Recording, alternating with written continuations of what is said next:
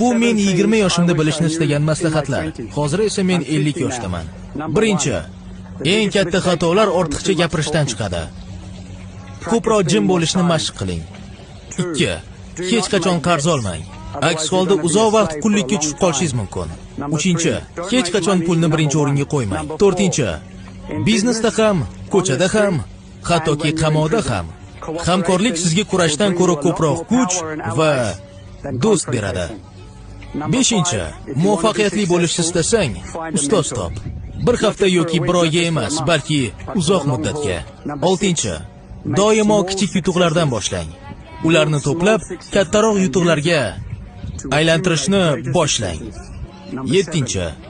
Yer sayyorasi aslida juda ham kichik. Siz odamlarni yana uchratasiz. Har doim hurmat ko'rsating. Har kuni dushman orttirmang. Chunki yo'llaringiz yana kesishadi.